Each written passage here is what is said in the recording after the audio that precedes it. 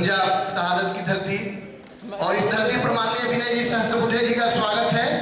अब मैं विवेकानंद के विचारों से ओतप्रोत करने के लिए माननीय श्री विनय जी सहस्त्रबुद्धे को निवेदन करता हूँ आए और उपस्थित छात्र समाज को बताएं। माननीय विनय जी सहस्त्रबुद्धे।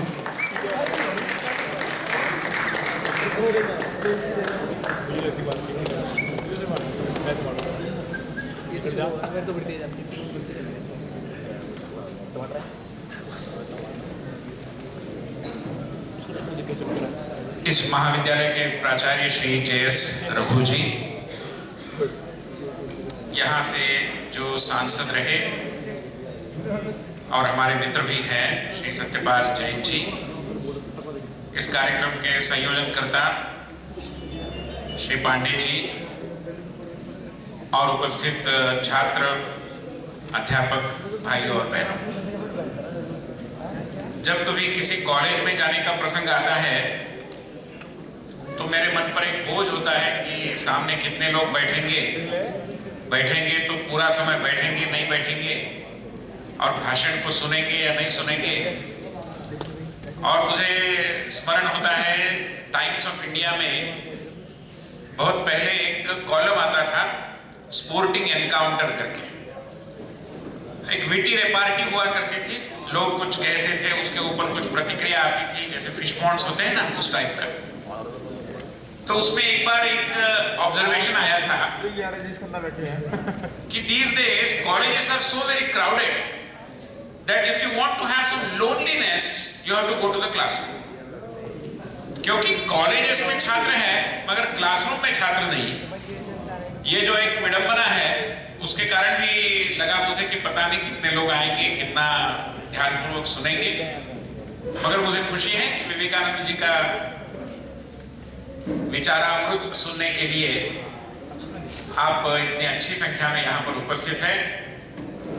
वैसे देखा जाए तो भाषण करना कोई बहुत कठिन नहीं होता, विचार बताना और विचारों का ग्रहण करना ये कठिन होता है। और भाषण तो लोग कर लेते हैं, रट लेते हैं। अब ये विवेकानंद जी के सार्ध शताब्दी का वर्ष है, 150th birth anniversary of Swami Vivekananda, and there are many speakers who are well versed with Swamiji's thoughts, Swamiji's mission, and they can easily go anywhere and deliver a wonderful speech, no doubt about it.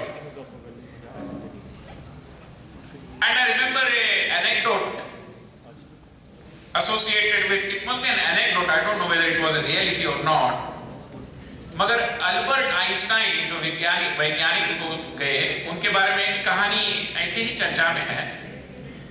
कहते हैं कि जब Einstein महोदय ने वो अपना शोध जो है वो दुनिया के सामने लाया तो दुनिया भर के सब साइंस सोसाइटीज ने, यूनिवर्सिटीज ने, सब लोगों ने उनको बुलाया कि हमारे यहाँ प्रस्तुतिकरण करो, भाषण करो, और वो जाते गए।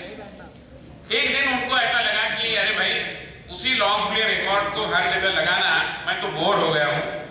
अपना ड्राइवर था गाड़ी में, उसको कह रहे थे कि it is terribly boring to say the same thing again and again, again and again.